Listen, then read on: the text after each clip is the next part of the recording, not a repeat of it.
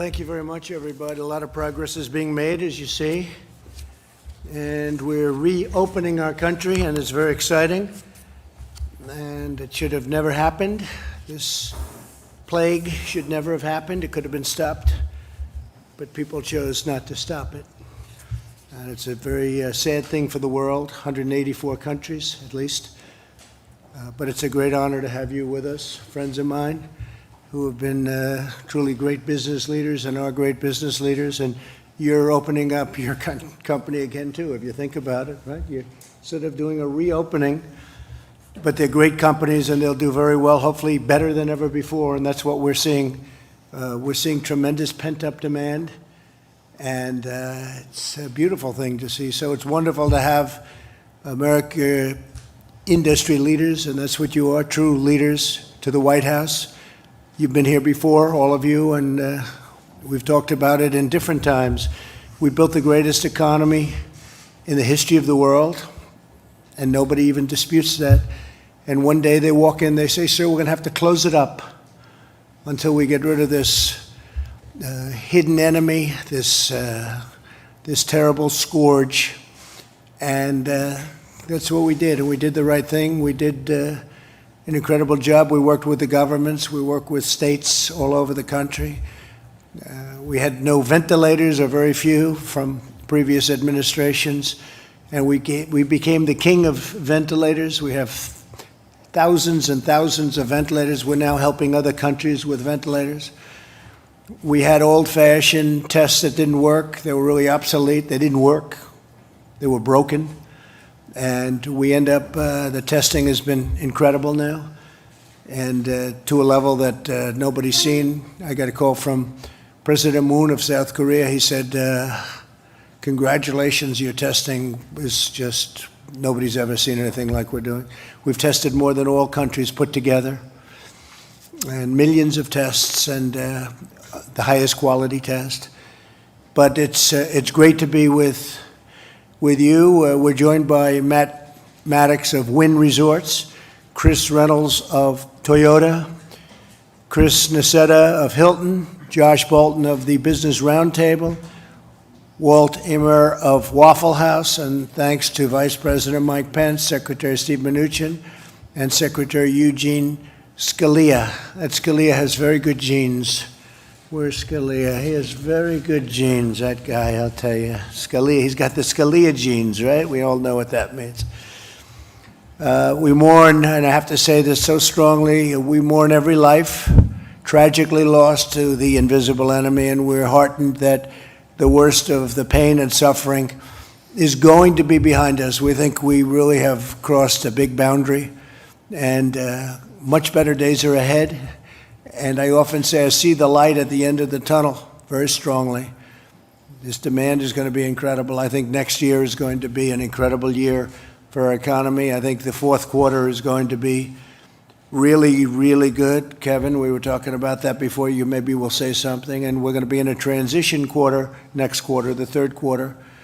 And I think we'll do very, very nicely there from an economic standpoint. But thanks to the devotion of the American people, the number of new cases continues to decline. The United States has now conducted nearly 6 million tests, far more than any other nation, as I said. So many tests, and so much has been learned about what we're fighting. And if it does rear up a little bit in the fall, or even a lot, we'll be able to put it out. We'll put out the embers, or we'll put out the flames. 2 weeks ago, we released guidelines to give states a real strong indication of what we want and how we want it done. We've really had a good relationship with the states. Mike Pence has worked very, very hard with the task force. He's headed the task force, so importantly, with a great group of people. And it's just been incredible what's taken place over a very short period of time, including the gowns and all of the surgical equipment and the safety equipment and masks. People don't talk about masks anymore. That's the other thing. They're not talking about masks. They were talking about where are the masks, because we had a cupboard that was bare. We didn't have a lot of equipment or medical supplies in the cupboard that we inherited. Now we're taking in millions and millions of masks. I'll give you a number that you won't even believe we have in order. 500 million masks coming in, and we've delivered millions and millions and tens of millions of masks all over. So you don't hear about that anymore either. You don't hear about ventilators, you don't hear about masks, and you shouldn't be hearing about testing, but that's the last thing they can complain about, I guess. You know, if we do 2 million tests, they said, how come you didn't do 3? Well, we do 3, and then they say, how come you didn't do 4? That's like a dream for the media. But we've done incredible with testing, and you'll see over the next coming weeks, Mike, you may want to speak about that a little bit, but over the next coming weeks, you'll see some astonishing numbers. I don't know that all of that's even necessary. You have some governors that love the tests. You have others that like doing it a different way, an old-fashioned way, with some testing, but we're going maximum testing. We've encouraged the more than 30 states that have taken steps to resume economic activity already. We've given them tremendous encouragement and support. We're backing them 100%. You know, many governors have called me, telling me their plans, laying them out. Governor of Texas, Oklahoma, governor of Arkansas, many, many governors. I spoke with Governor Cuomo. We had a great talk today on a different subject, but he wants to get open. Everybody wants to get open. They want to get open, and they want to get back to business, and their constituents, the citizens of this country, want to get back, and that's what's happening. So I just want to perhaps start off by introducing our vice president, and then we'll go around the table, and you'll introduce yourself and say a few words to the media. You're covered by very serious media out here. The audience can't see it, but these are the most wonderful human beings. Actually, this is a nice group. I can't imagine. We actually have a nice group of people. But Mike, if you could say a few words, please, that would be great, and then we'll go around the table. Thank you. Well, thank you, Mr. President. I want to thank all the distinguished business leaders who are here and the literally millions of Americans that are employed at the businesses represented around this table. It's remarkable to think, Mr. President, that before the coronavirus epidemic came ashore, we had seen extraordinary growth in the American economy, not just the stock market setting records, millions of new jobs, more Americans working than ever before. But in January, when you stood up the White House Coronavirus Task Force, you said we had one mission, and that was to save lives and to make sure that the healthcare providers in America would be able to render the level of care to any American struggling with the coronavirus that we would want our own family members to have. And thanks to your leadership, thanks to the partnership that we forged with states across the country, working with local health officials, Mr. President, as you said yesterday, we have light at the end of the tunnel. We really are encouraged by the progress in even the hot spots around the country. Cases are leveling off, and in some areas going down. Hospitalizations are declining, even in the greater New York City area. That's a testament to the American people, to the way the American people now nearly 45 days ago embraced the guidelines to slow the spread. And as we come to the end of this mitigation period, states across the country have all embraced those same mitigation and social distancing efforts. The American people have put them into practice. We've saved lives. We've protected the vulnerable. We've preserved our healthcare system, and we're well on our way to healing our land. As you mentioned, testing will be a part of how we move to the next stage. It was just on the 16th that you laid out a plan for opening up America again. And as we sit here today, I'm informed that 35 states have already released formal opening plans, many of which are consulting directly with our team here in the administration, and we're going to continue to work with all of them. Testing is a major part of it, and I can assure you, Mr. President, and the American people that we'll continue to scale testing across the country. We're doing more than 1 million tests a week now, 5.8 million tests total. We expect by next month very quickly to be at a capacity to do more than 2 million tests a week. We laid out our blueprint for testing, and as I heard again today on a conference call with America's governors in agricultural states, there's great enthusiasm for the blueprint for testing that you unveiled earlier this week, and we'll be surging supplies and resources and reagents into the states to support that increased testing. But we know that ultimately we've got to find a way to help America get back to work, and having the opportunity to hear from these business leaders about best practices that businesses are considering, whether they be restaurants like Waffle House or major corporations and hotels. We welcome that. We look forward to partnering with you, as the President said. America works when America is working, and we're absolutely committed, as soon as it is safe and responsible to do so, to partner with governors across the country, partner with businesses across the country, and open up America again. So thank you, Mr. President. Thank you very much, Mike. And just before we go around, Puritan Medical Supplies, a wonderful company, will produce 40 million additional swabs per month starting in May. They've opened up a very big process, and that was funding authorized by the Defense Production Act. So that'll help the states. And again, we're there to help the states. A lot of states can buy their own swabs. It's not that big a deal, but we're here to help them. We want them to be successful. We had, as you know, the governor of Louisiana in today, and we told that story, which has been a really great story. And we had the governor of Florida in yesterday, and that was a great story. These were just incredible what's been happening. So maybe we'll start with my left, and Chris, you want to take it and tell them about you? I know a lot about your company, but maybe a lot of people don't. Tell them the story. Indeed you do. Thank you, first of all, for inviting me back to the White House. I was thinking on the way down here today, I'm based in Washington, and I was here about 6 weeks ago. The world was a different place. We were not at the beginning, but we were in the thick of it fighting this war. And we've come a long way. We've made tremendous progress thanks to your leadership and the leadership of the administration that is represented around this table and otherwise. So thank you for that. We are very supportive as an industry and certainly as a company on reopening America. We think it's critical that that happen. The guidelines that you and the administration have outlined, we are incredibly supportive of opening in a safe and healthy way, which you and Vice President Pence just described. We have been trying at Hilton and as an industry to be part of the solution throughout. So in the middle of the crux of the crisis, when first responders were unable to get housing, even though our industry and our company has its share of problems, we provided with American Express 1 million rooms free of charge to first responders. Those rooms are still being provided to first responders as they fight the war.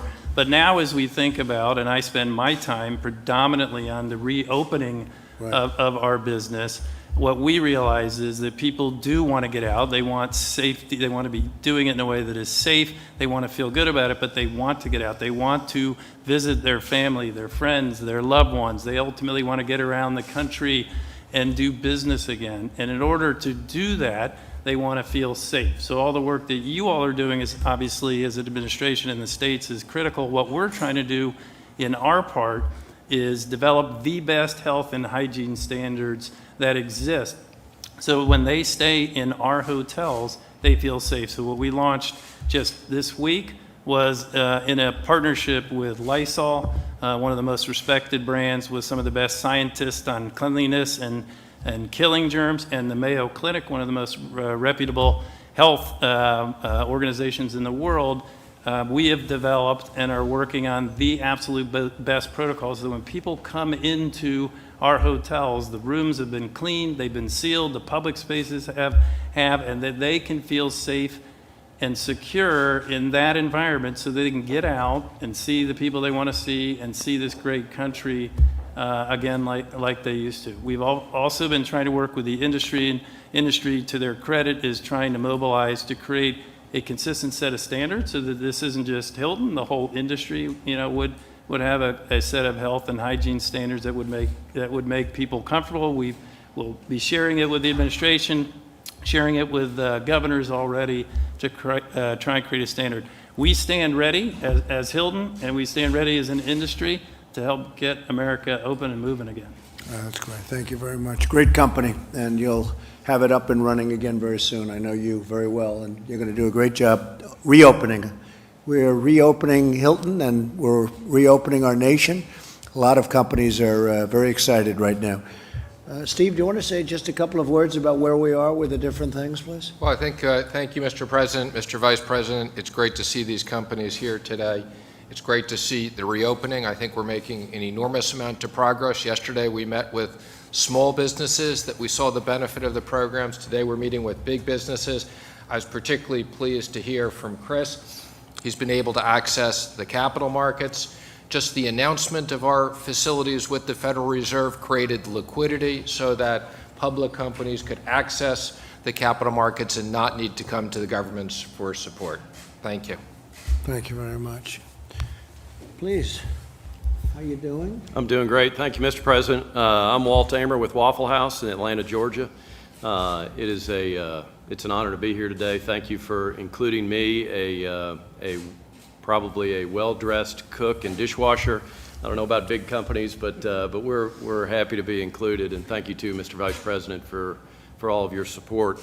I am here representing our industry, I believe, and in large part the independent restaurant companies of America that are out here that have helped create the fabric of our country with the restaurants that they've put in our communities and the connections they have to the communities, and we in a small way feel like we are a part of that. We did have the opportunity this week in the state of Georgia and the state of Tennessee to open up some of our dining rooms to dine-in customers again. And it was very welcomed by our people. It was welcomed by our customers. Our customers are ready to see some sign of progress that we are beginning to move forward. We've done it in a safe way. We have followed all of the guidelines, your guidelines, the CDC guidelines, and how to make that happen. But what we believe when we started out on this journey, we said we really have several goals. And the first goal was we wanted it to be a safe environment for our customers and for our associates. And our second goal was to create financial safety for our workforce. And I wanted to thank you personally on behalf of our workforce, for all of the stimulus funds that have gone directly to the workforce of America. It is making a difference. It has made a difference. It is keeping the economic engine turning ever so slowly right now, but it is helping keep people put food on their table and a roof over their heads. So on behalf of our workforce, I thank you for that. As we got into this, we felt like we needed to make a lot of adjustments coming in. One of the great things about a restaurant and the entire restaurant community, the restaurants are the second largest private employer in the country. And there is 1 million restaurants out there, and probably no other industry has been hit as hard from a revenue standpoint or a layoff and furlough standpoint. But restaurants, if you think about it. What's number one? What's number one? Healthcare is my understanding. Really? Good. Yeah, private employers. I assume you guys are number one overall. But so, restaurants have a unique opportunity to help lead us out of this. And the reason for that, in my opinion, is that we have been practicing safe food handling for years. The safety of our guests has always been paramount. So what we have done is we've taken a workforce that is trained to do that and added more sanitation practices to it, more touch points, more social distancing as you have prescribed and the CDC has prescribed. And we have basically turned our restaurants into the ability pretty much at half capacity to seat guests in our restaurant. And it's given us an opportunity to get the wheels of the economy, our engine turning a little bit, because the next thing we want to make sure is we protect the jobs for the people that work for us and the people in our industry. So we're very appreciative. I did want to say that ever since my daughter was young, she every time she saw the WH on the TV screen, she thought that stood for Waffle House. So I don't know if you have the trademark for the WH or we do, but we could probably work something out. But I wore my WH tie for you today. This one was here first. Well, we might have to talk then. So, but thank you for including us, and on behalf of all the restaurant operators out there in the country, we appreciate this opportunity to begin the journey to move forward. And thank you very much, Walt. We appreciate it. Chris Reynolds, Chris of Toyota. Yes, Mr. President. Thank you first for inviting us. Thank you, Mr. Vice President, and giving us an opportunity to share how Toyota is working within the American automotive industry to return to work safely, to reopen America safely. We announced on March 18 that we were suspending production due to the awful scourge of the coronavirus. On March 19, we started to plan to reopen. We started right away. And just to give you some quick background on Toyota, we've been here in the U.S. for over 60 years, 1,500 dealers, $1.2 million units of cars and trucks manufactured last year, 475,000 people employed, including a great number in the state of Indiana, from where our Vice President is from. Going to the next slide, we, with that as background, really are trying to apply three fundamental principles to how we're going to return to work. Principle number one is we need to stay connected with our team members. So every week we conduct phone surveys with all 32,000 of our factory workers, asking them how are they feeling, what's their health, what's their family's well-being, what's their confidence level in returning to work. And we also preview with them all of the new safety protocols and processes that we're going to put in place. We share pictures of the reconfigured factory workplace so they can have confidence that we're doing everything possible, Mr. President, to keep them healthy, safe, and productive. The second principle that we follow is that we've prepared our plants and facilities for safe and healthy working. So, like many here, we're engaging in marked-off areas that require social distancing, the provision of masks and face shields where appropriate, daily temperature screening, as well as a daily app-based questionnaire that before you come into work asks you, how are you feeling today? Do you have any symptoms? So that we can try and manage and contain the virus. And we're using best practices not only from your own Center for Disease Control, Mr. President, but also from around the world to try and increase the safety and health of our team members as they produce. And then the third principle is we're not date-driven, we're data-driven. So our current plan is to open on May 11. It'll be a slow, gradual opening of our plants around the country, but we're flexible. Every plant will be different. We'll have staggered shifts. We'll do many other things to comply with the Centers for Disease Control guidelines, and our goal is to prioritize team member and health. Mr. President, one final point. We all know that our team members live in communities. It's not just the workforce that they're in communities. So what Toyota has done is it's tried to support the communities in which our team members live, including manufacturing 500,000 face shields just since the start of this crisis to distribute to healthcare centers, nursing homes, first responders around the country so that our team members can feel that we're also part of the community. And we've also put together, just released yesterday, a community service announcement aimed at those communities of color that have been particularly impacted by the lethal nature of this virus. This announcement includes celebrities encouraging everyone to engage in safe practices promoted by the Centers for Disease Control. So we think it's a holistic process. We think it's also a process that requires commitment, and thank you for the commitment that your administration has demonstrated. We're going to get through this as a family, Mr. President. Thank you. So, Chris, what's Toyota doing in Japan? Are they open? Are they semi-open? What's happening in Japan? Mr. President, in Japan, the situation varies prefecture by prefecture. It depends on the plant. Some facilities are operating, some are not, and that's really a function of both the situation on the ground in a given prefecture like our state, or it's a function of demand. So it varies, sir. Well, great job. You're going to have a great Olympics next year, too, by the way. Thank you, Mr. President. Really great Olympics. Thank you very much. Matt Maddox, please. Wynn Resorts. Hi, yes. Thank you, Mr. President. First, I'd like to echo what you're saying about testing and testing capacity. We have seen a real expansion in testing capacity in Las Vegas, so much so that our university hospital is going from a couple hundred tests a day to 10,000 tests a day. They don't have enough people to test. So I signed a deal with them to allow all Wynn employees to get tests anytime for free, and they're going to set up on-site testing. So that's moving forward. We also, during this time, decided to pay all 15,000 of our employees, from housekeepers to head of sales. Right. And we did that because I thought that could help accelerate the economy. So as an example, we took our call center, and we've had our call center team up with the health district to become contact tracers. We tripled the amount of contact tracing ability on us for our state to get that moving. Great. And we published a 23-page plan for the whole world to see.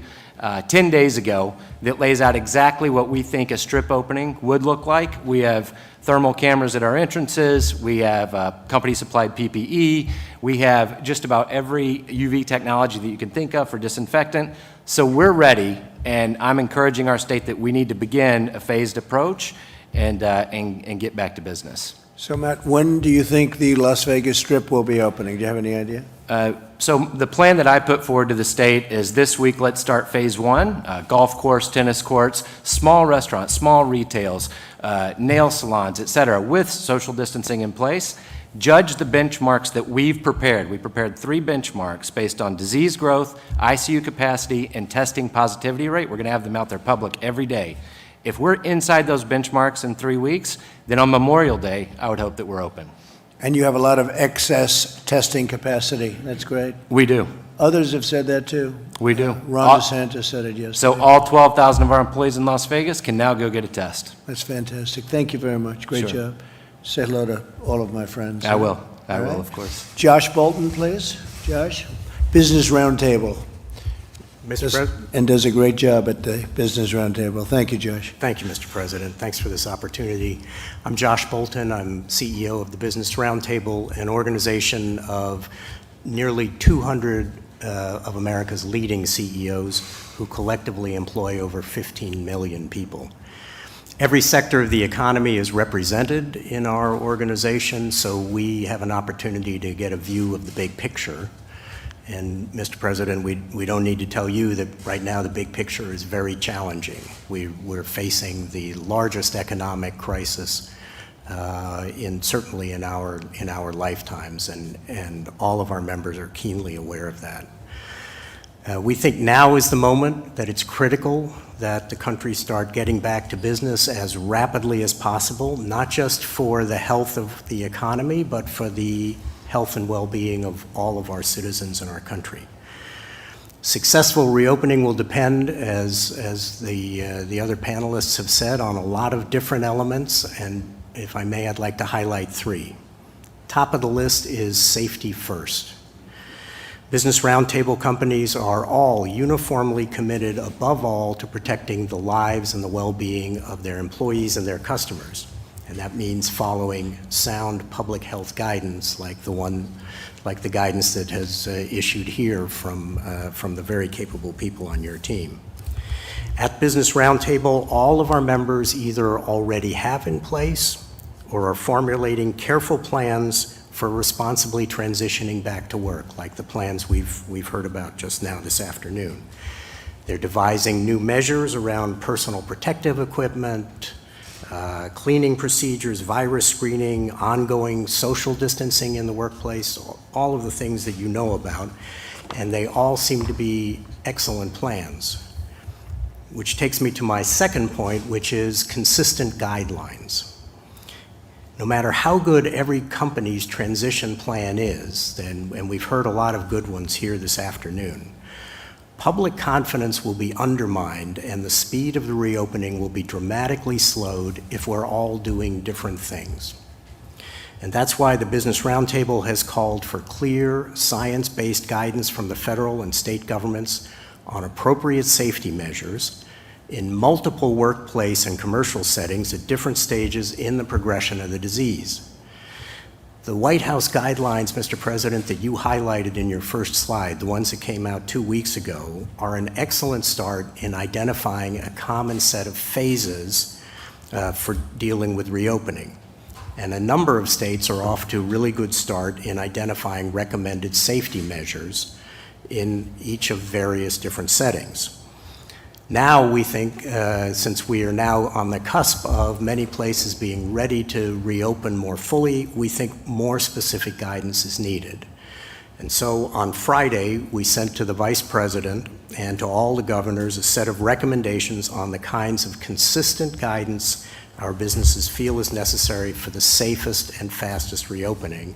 And we're grateful for the chance to engage with the Vice President's team and all of your task force on those issues. And I should say, Mr. Vice President, that everybody in your administration, despite the heavy burdens on them, has been very receptive to taking advice from the business community, and we're very grateful for that. Final point. ample testing and monitoring. The only thing worse than an unnecessarily slow recovery is a reversed recovery. So to avoid serious setbacks, as our businesses reopen, we need to stay vigilant, identifying rapidly and isolating new COVID cases and carefully tracking the spread of the disease, as I know your team is working very hard on. The robust testing and other forms of monitoring are the keys to the vigilance, and they'll also teach us what's working and what's not working and allow us to make adjustments. It'll take a while for our economy to return to normal, but the traditional American virtues of vigilance, adaptation, and innovation, we are confident will see us through and get us to the other side of this crisis as safely and rapidly as possible.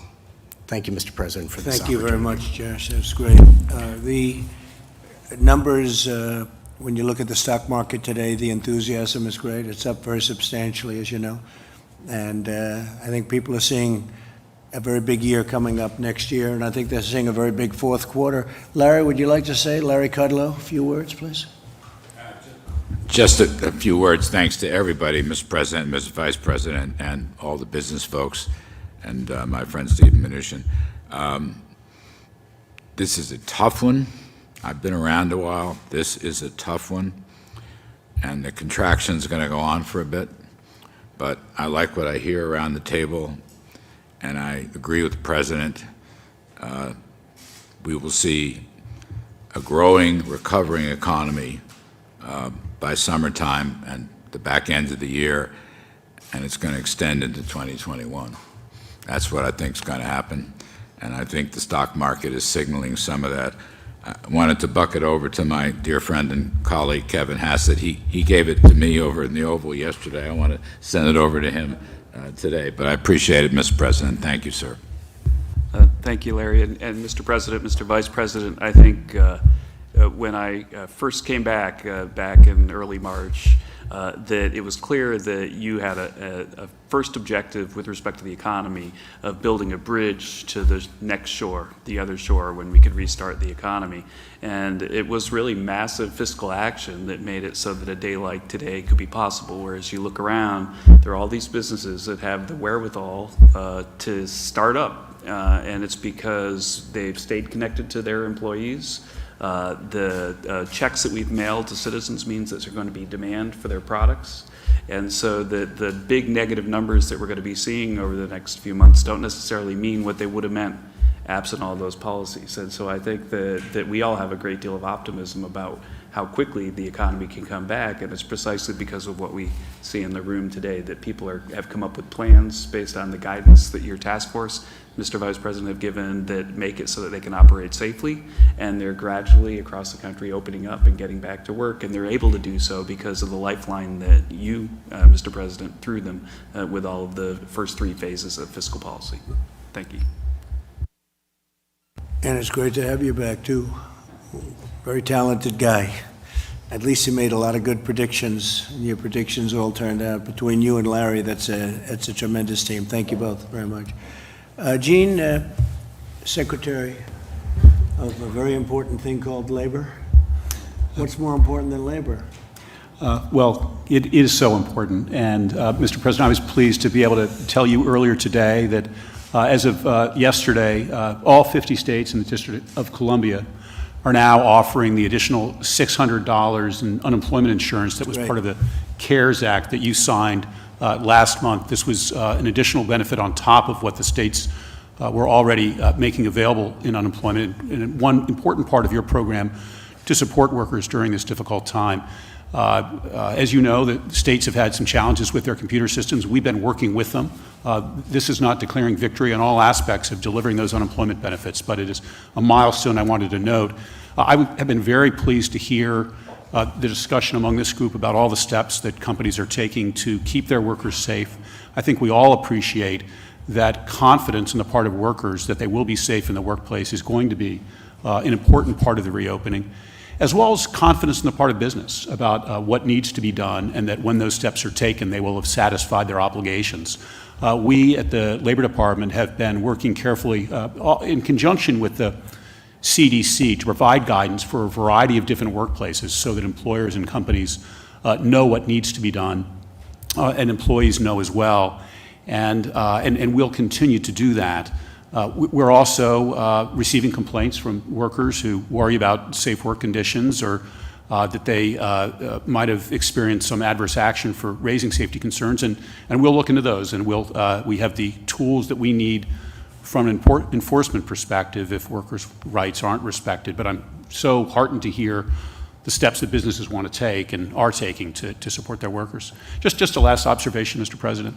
As you and the Vice President said, just weeks ago, we were enjoying such an extraordinary economy, and there were reasons for that. There were policies that you'd put in place, lower taxes, deregulation, that were vital to what we enjoyed before. Right now, we're in a period of very important government intervention. We need that. But as we look forward to the department, I think it will be important to remember as well the limits of government, and that the single best thing for workers is a vibrant economy, and that often comes from allowing free markets and free people to go about their business. We'll keep that in mind, too. Thank you. Okay. Any questions for our panelists, please? Yeah, please. This could be a question for any of the business leaders, but there are polls that show that Americans say, the vast majority of Americans say, that once they're allowed to go back to restaurants, hotels, places like that, that they won't because they don't feel safe. So are you worried that until there is a vaccine, people really won't come back to some of these businesses?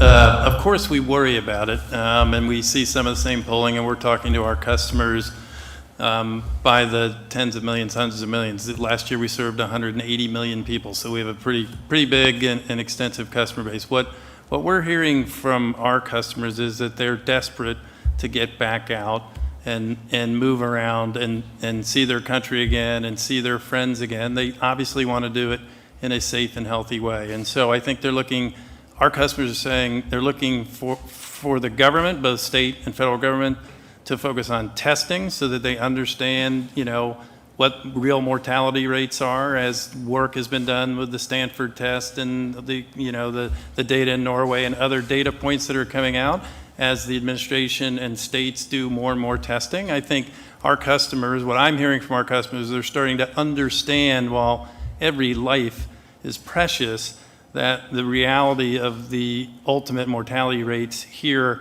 is probably much, much lower than had been estimated. And if they are old and infirm, that they have great risk, and those people should be protected. But if they're not, they have probably are at a very low risk.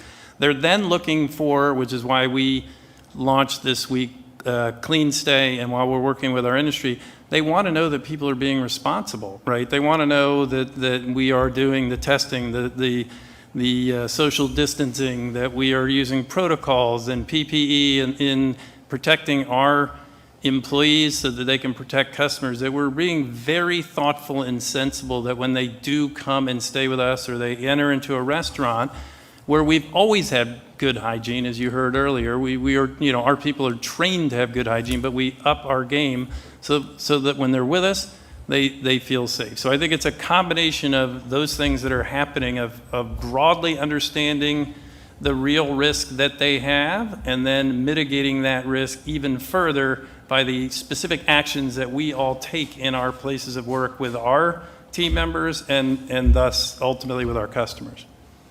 I haven't seen that, because I will tell you, to me, I think there's a tremendous pent-up demand for people. I see it in Texas where they have lines going into stores, and a couple of restaurants, I guess, opened, and they literally have long lines.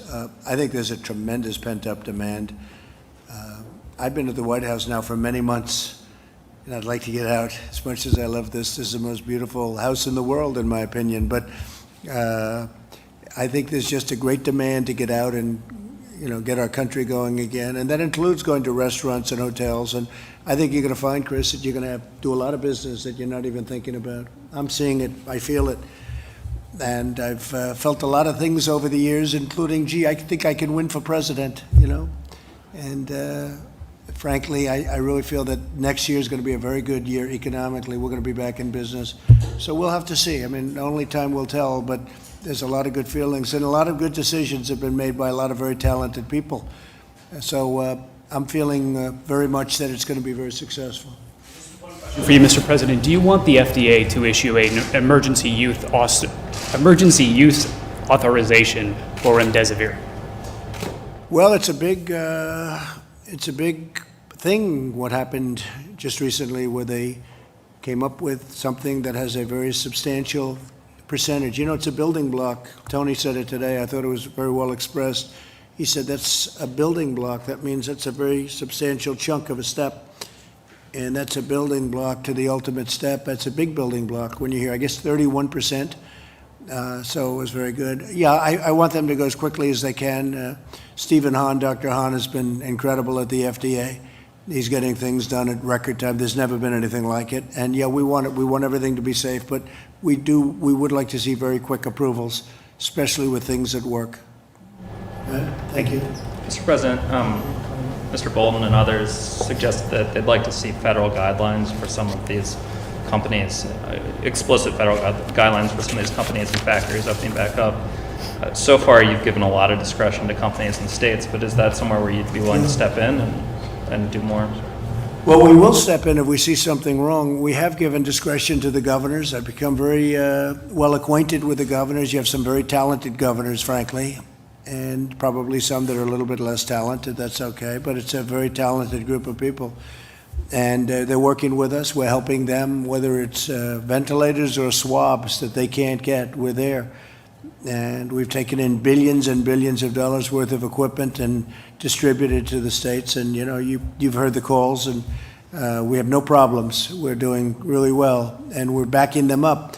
But we want the governors to call those shots. If we see something that we don't like or that's bad or that's unsafe, we'll stop it immediately, okay? What might the new normal look like 2-3 years from now? Say restaurant workers, hotel workers, might they be required to wear masks, that sort of thing? What would the new normal look like? No, I don't see that. I see the new normal being what it was 3 months ago. I think we want to go back to where it was. I mean, when I look at a baseball game, I want to see people right next to each other. I don't want to see 4 seats in between every person so that the stadium becomes 25% of its original size. No, I want to see the NFL with a packed house. I don't want to see NFL with 3 seats in between people. No, I want to go back to where it was. That's where we're going to be. Look, this thing will pass.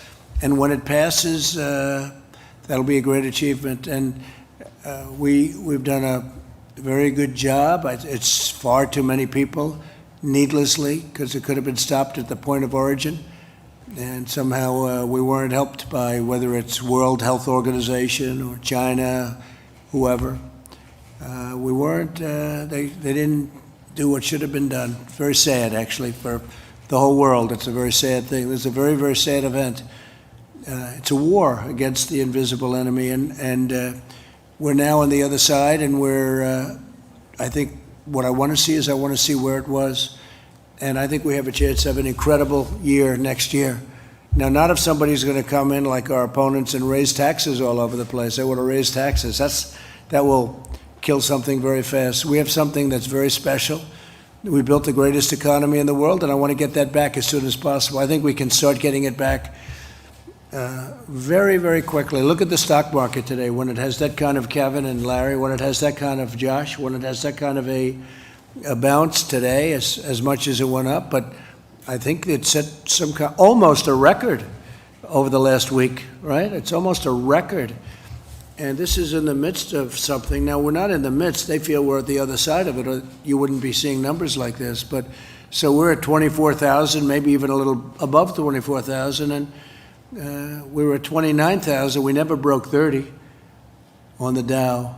So that's tremendous. But what it really does, you have a lot of very smart people. That means that they're looking to the future, number one. And I look at it as jobs. I also look at it as sort of guidance. It's a guidance in a sense. It's the stock market. Who would think you could have a stock market at 24,000 after we've gone through the worst pandemic since 1917? That's over 100 years. You know, it's the worst since 1917. So I think that's a great indicator. There are a lot of very smart people that understand that world very well, and they have a lot of confidence in it. And that's some of the companies that we hear, public companies, but it means jobs. It also means not only guidance, it means some people, and I know some great investors, people really have a lot of confidence in what's going forward. And that's what I see, and that's where I want it to be, okay? Mr. President, are you open to making a deal with the Postal Service that would allow it to borrow from Treasury without raising its shipping rates, its package rates? Well, you have to raise the rates on packages because they're losing a fortune on packages. They're losing anywhere from $2 to $3 or $4 a package every time they deliver, so it's not fair. And it's not fair to the people that work at the Postal Service. You have some of these companies, the internet retail, you look at that, and they drop millions of packages on the post office. The post office delivers a package, and every time they deliver a package, they lose from $2 to $5 a package.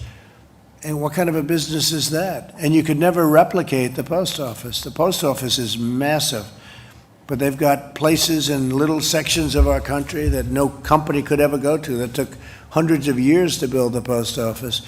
And when you look at the size of it and you compare it to companies, it's much bigger than companies. I mean, much, much bigger. There's no company that's the size of that. No, we want to stabilize the post office, and the way you do that is these companies are going to have to pay more, not the people. We're not looking for the people, but the companies are going to have to pay a percentage of that loss. You can't do that. The government shouldn't have to do it. I think the post office wouldn't it be great if it could, after so many decades, break even? But we're making a lot of people rich and a lot of companies rich by subsidizing these companies. On top of that, they don't pay the same taxes as a retail store. It's very unfair to the retailers. You look at these stores, the retail stores are being just clobbered, and there are so many disadvantages. But no, when we deliver a package at the post office, every package it delivers, they lose a lot of money. And that's not fair. Those companies should pay for it. Steve? The President, over a year ago, asked us to chair a postal task force to look at restructuring. A year ago, we didn't have any Board of Governors. We now have a Board of Governors that's overseeing it. They're conducting a search. We look forward to hearing the results of the new postmaster, and we think this is a business, and the people at the post office will have a terrific opportunity. And we're protecting our post office, by the way, and we always will. But we want our post office to be successful.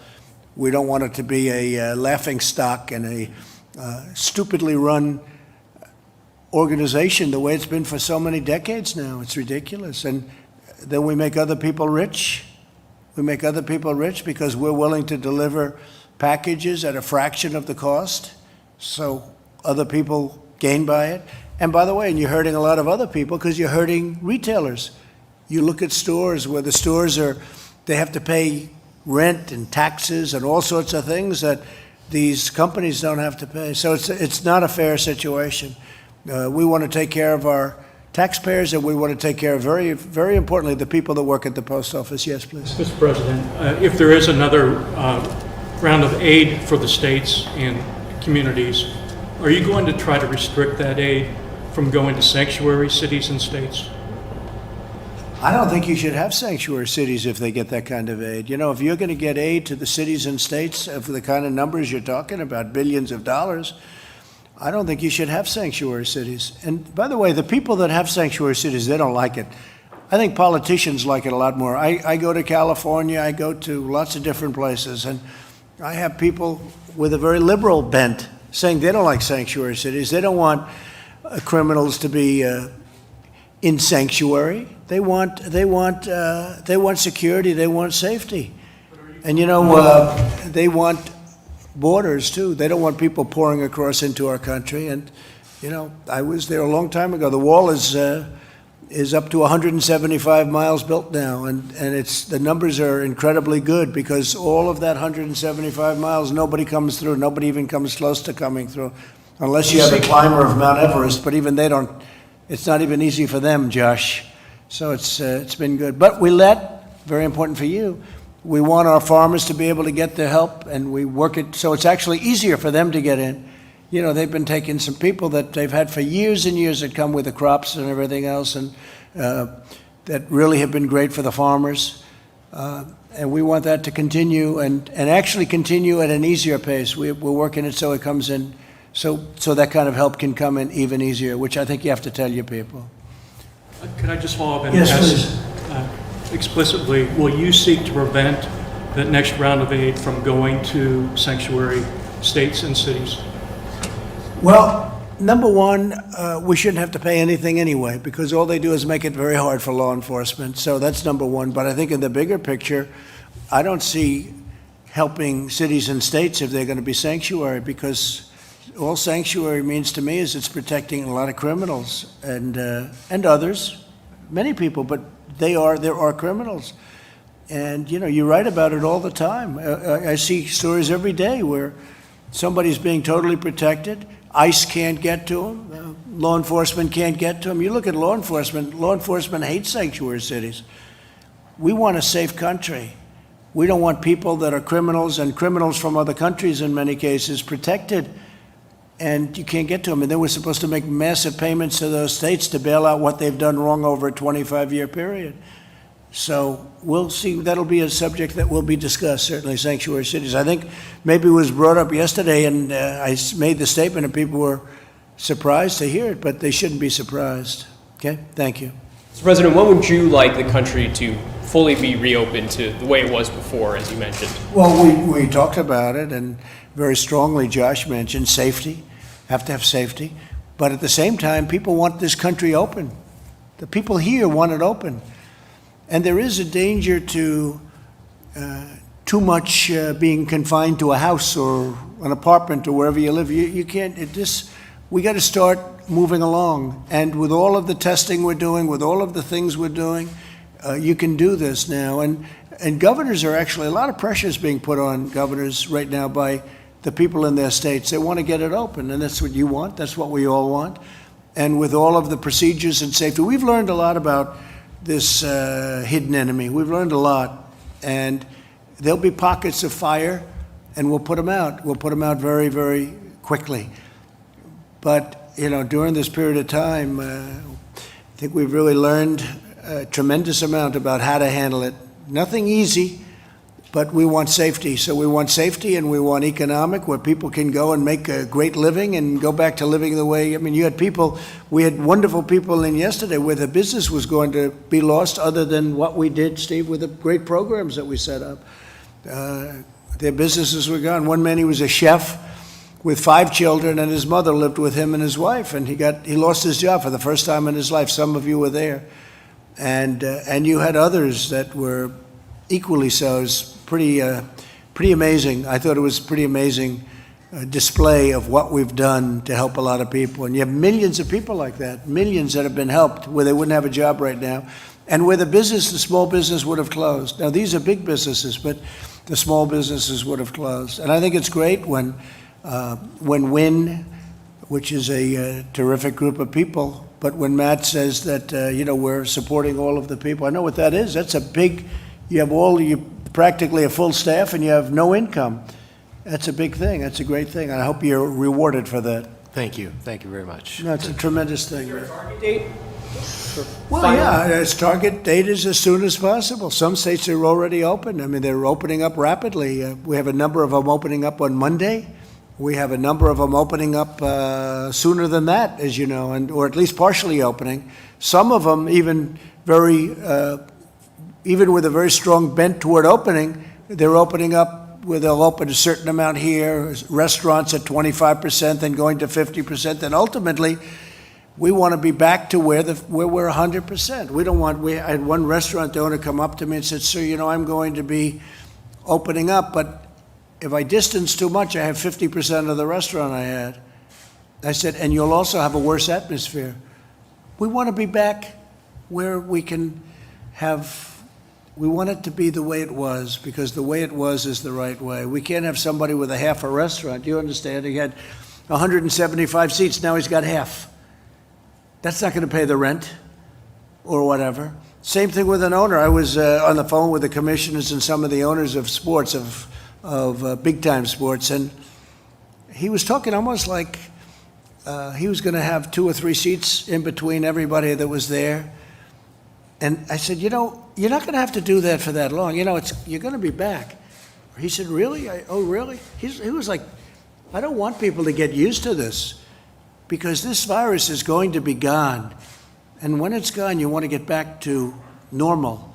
You're not going to have a stadium that's 30% the size of what it was 3 months ago. If I watch Alabama play LSU, I don't want to see 20,000 people instead of 120,000 people. We want it to be the way it was. Now, we've got to wait till it's gone, and it will be gone, and we've done a lot to get rid of it. But we want to open our country. The people want this country open. Please. So this 100% scenario you're laying out, going back to the way it was, is that before the vaccine or after the vaccine?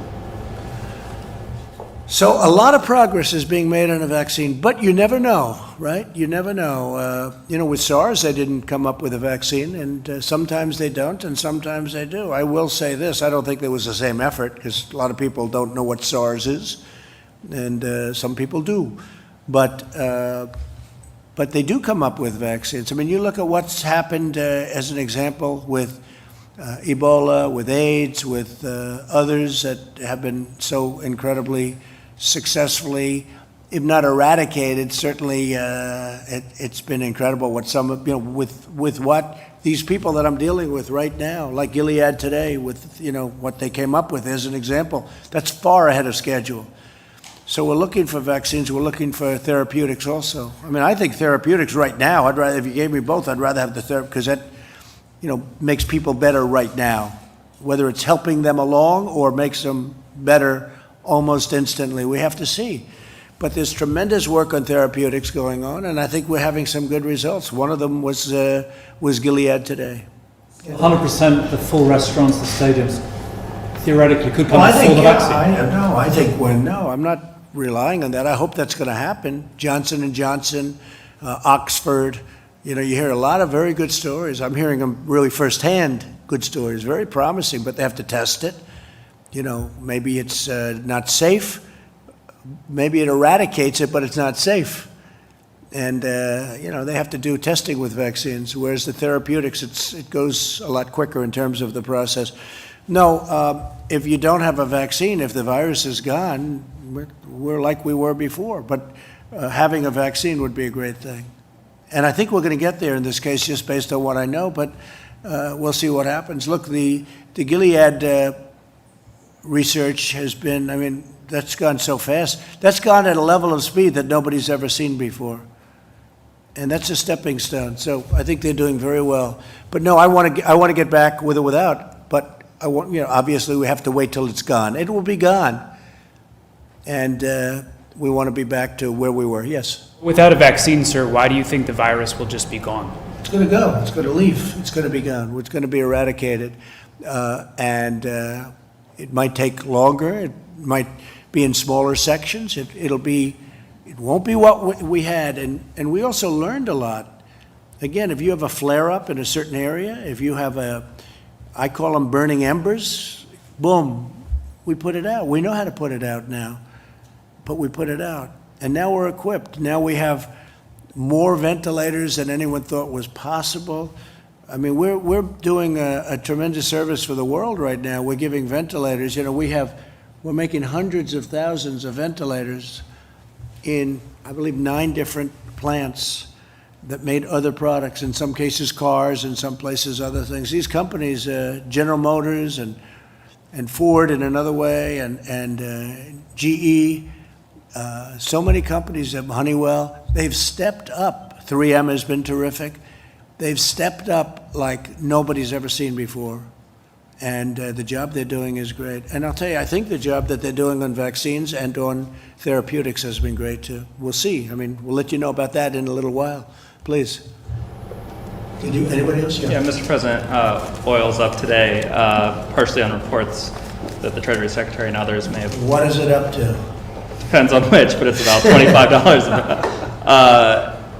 But on the suggestion that the Treasury Secretary and others may have presented you with a plan for government assistance to the oil companies. Well, we're not going to let our oil companies go and get in trouble. It's not their fault that they got hit by 50% less volume in one day. You know, one instant, all of a sudden, these very great companies are employing all these people. So I'm talking to Steve, and you know, we just saved the airlines. The airlines were having the best year they've ever had. And then all of a sudden they're like out of business. We can't let that happen. So we saved the airlines. That's done. We're saving other companies and industries. And I would say, Steve, maybe you can talk to it, but I think the oil industry is one of the top on the list. So we're looking at a lot of different strategies. We have a dedicated team combined of people at Treasury and people at the Department of Energy. As I've said before, this is not going to be a bailout of shareholders, but this is going to be supporting the national security issue. I would just comment the Secretary of Energy has done an extraordinary job of taking in oil in the strategic reserve and being paid for the storage capacity in oil. We're also exploring potentially having the ability to store another several 100 million barrels. So we're looking at lots of different options. We're in touch with lots of people around the world, and the President is determined that we protect the national security interest and the jobs. Announcement this week about... Well, we had a very interesting thing because we had a lot of capacity, meaning you can fill it up in the national strategic reserves, and, you know, it wasn't full. And we made a great deal. If you would have told us that we could have had that filled up, or it's on the way to being filled up at the kind of pricing that we're talking about, I would have said, you have to be kidding. We're talking about 19, I'm not sure Chris is going to be happy about this because it doesn't pertain to the hotel business, don't get scared, but you know, we're talking about like 1952 pricing. It's unbelievable. It's prices that are so low, and in some cases we're storing oil and getting paid for storage because we have a tremendous capacity for it. So what's happened with the strategic reserves is incredible.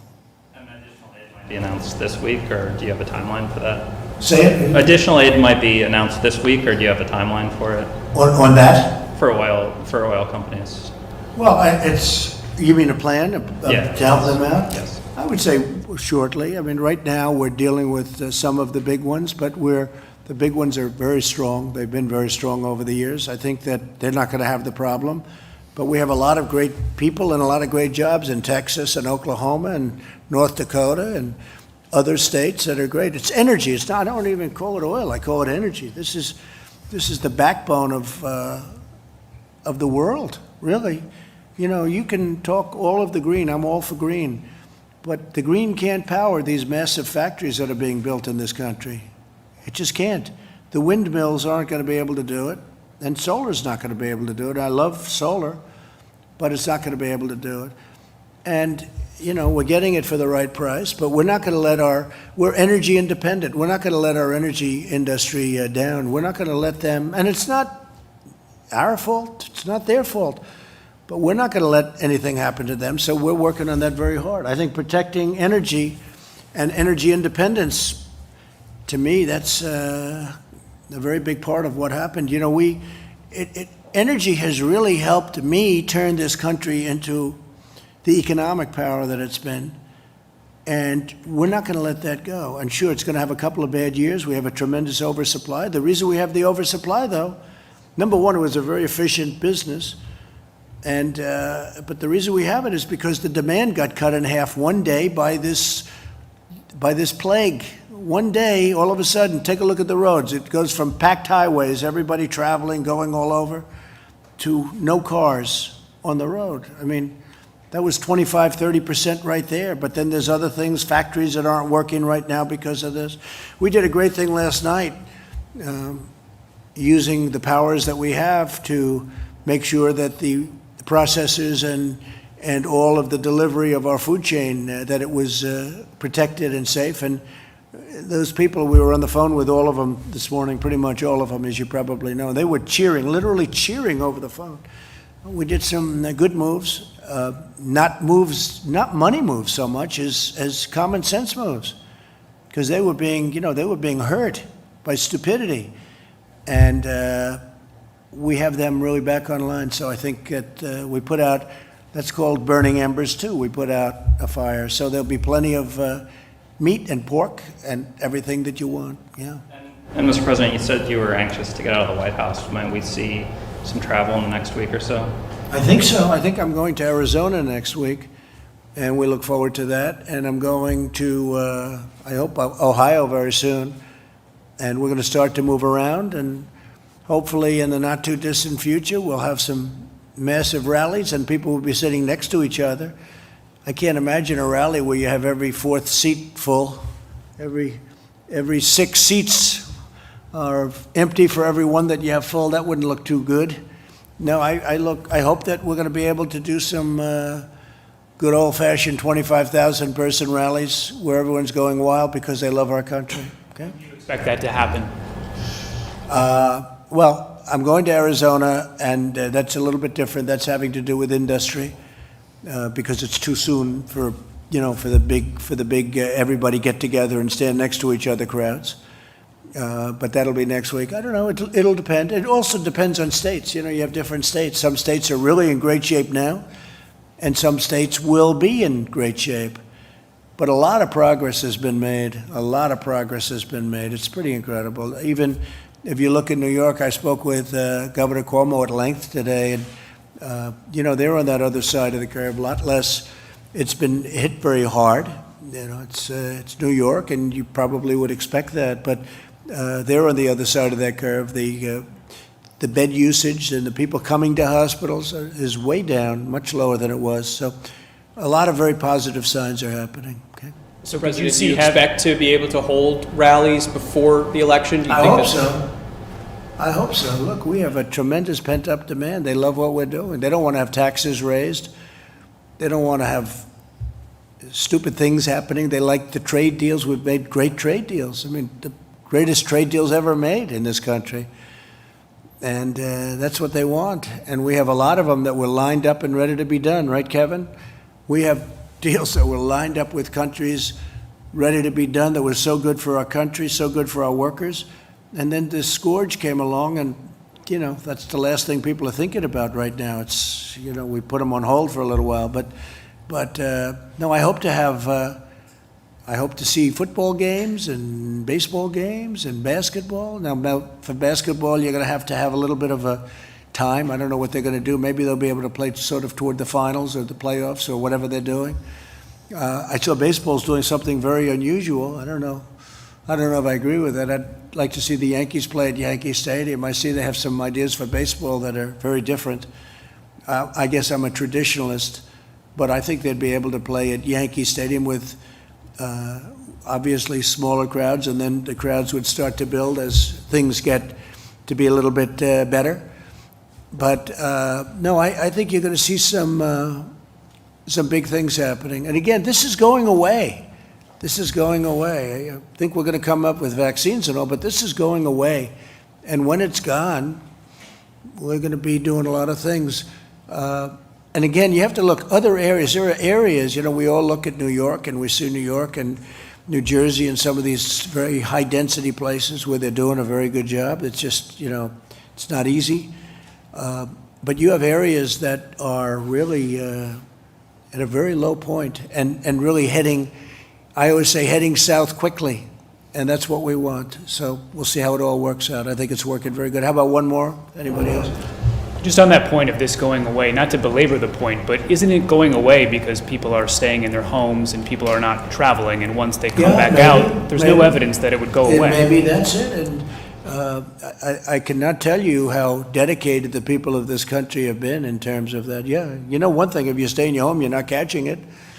If you stay in your place and you don't go out, and which is what people were doing, but they want to go out now. They want to get back, and they want to do what they have to do. And some of the facts are coming out, and we did all the right moves. I tell you, we wouldn't do, we were talking to Mike before. If we didn't do what we did, you would have had 1 million people die, maybe more, maybe 2 million people die. And if you think that we'd be at 65 or 70 or 60 or whatever the final number would be, 1 is too many. I always say it, 1 is far too many. This should have never been allowed to happen.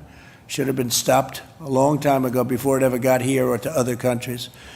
But if you really think about it,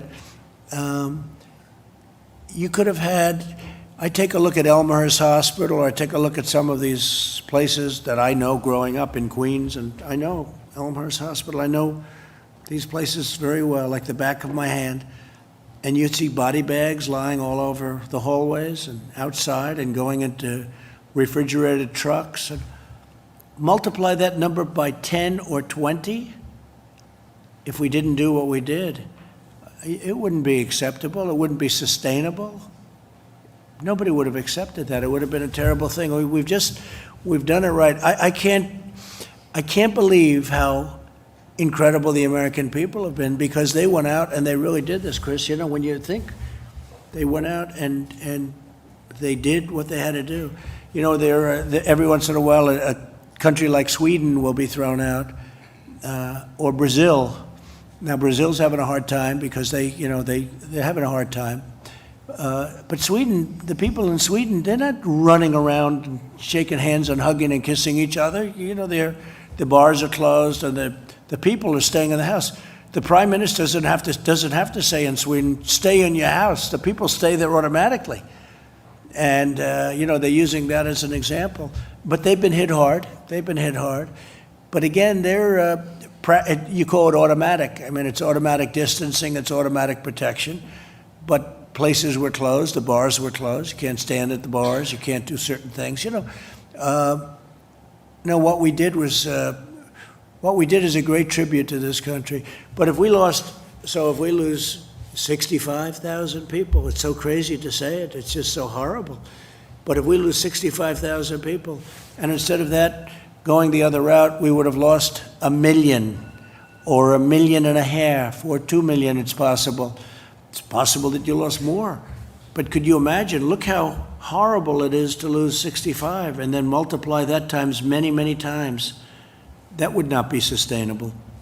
So I think with all of that, I want to just thank everybody, and I want to thank these business folks are just tremendously talented people. People have no idea how talented they are, the job they do, and we're getting our way back, I think, much faster than people think, and I think it's going to be a much more successful launch than anybody would have thought. I really think next year is going to be a tremendous year.